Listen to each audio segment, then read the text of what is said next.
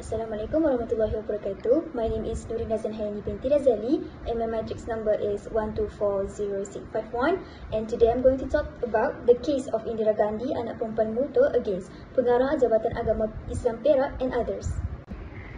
So for the introduction of the case of Indira Gandhi, anak perempuan Mutho, against Pengarah Jabatan Agama Islam Perak and others, address the unilateral conversion of Indira Gandhi's children to Islam by her ex-husband without her consent.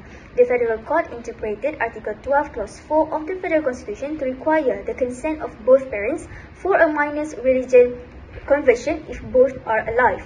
It also reaffirmed that civil courts have jurisdiction under Article 121, Clause 1 to review administrative actions, even those involving religious matters, reinforcing constitutional protections and parental rights.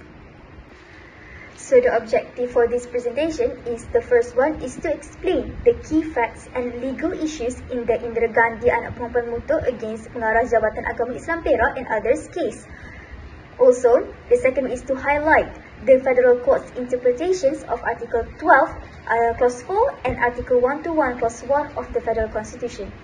So for the fact of the case, Muhammad Ridwan Abdullah, which is formerly K. Padmanathan, Indira Gandhi's ex-husband, converted to Islam and unilaterally converted their 3 minor children to Islam without Indira's knowledge or consent. Ridwan obtained conversion certificates for the children from the Perak Islamic Religious Department, which is JAIB, and also in 2009, Indira filed for custody of the children in the civil courts and challenged the validity of the convictions, arguing they violated Article 12, Clause 4 of the Federal Constitution. In 2010, the High Court ruled in favor of Indira, declaring the convictions invalid as they lacked of consent of both parents. In 2013, the Court of Appeal reversed the High Court's decision, ruling that civil courts had no jurisdiction over matters related to Islamic law, including religious conversions. In 2014, Indira appealed to the Federal Court, arguing that her rights as a parent and the rights of her children under the Federal Constitution had been violated. So, in 2018, which is just currently in January, the Federal Court delivered that its landmark judgment, ruling that the unilateral convictions were invalid. The court interpreted Article 12, Clause 4 of the Federal Constitution require the consent of both parents for a minor's religious conversion if both parents are alive. The courts also confirmed the jurisdiction of civil courts under Article 121, Clause 1 to review administrative actions, including those related to religious conversions.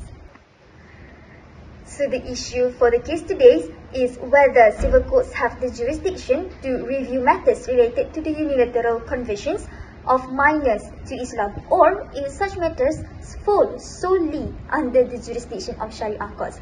These issues focus on determining the scope of constitutional rights related to parental consent and the jurisdiction of civil courts in cases involving religious conversions.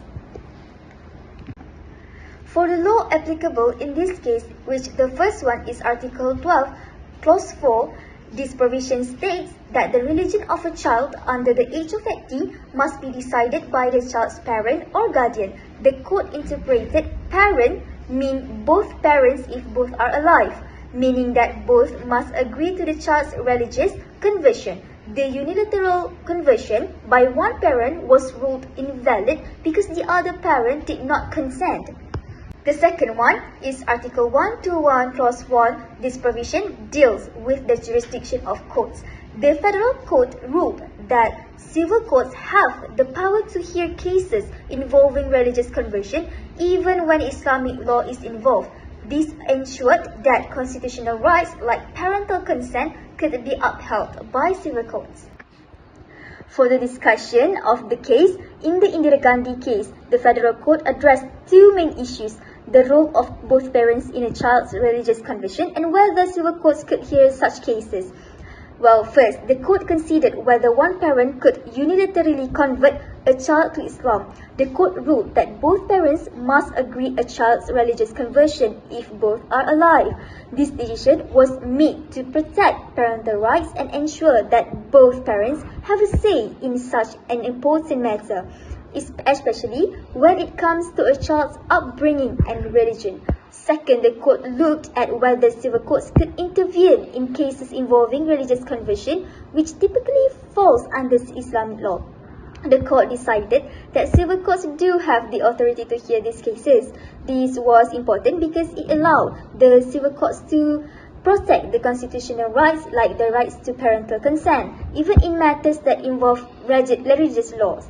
Overall, the decision emphasized the importance of both parents' consent for a child's religious conversion and the role of civil courts in upholding constitutional rights.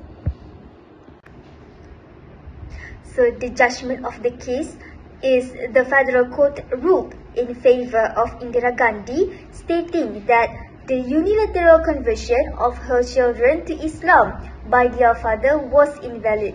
The court emphasized that both parents must agree to a child's religious conversion if both are alive. It also ruled that civil courts have the authority to hear cases involving religious conversion even if they relate to Islamic law, in order to protect constitutional rights such as parental consent. So, for the conclusion, the Indira Gandhi case concluded with the federal court ruling that both parents must consent to a child's religious conversion if both are alive. The court also affirmed that civil courts can hear cases involving religious conversions to protect constitutional rights such as parental consent. This decision reinforced the importance of parental rights and the jurisdiction of civil courts in matters involving children's religious upbringing. So I think that's all from me. Thank you so much.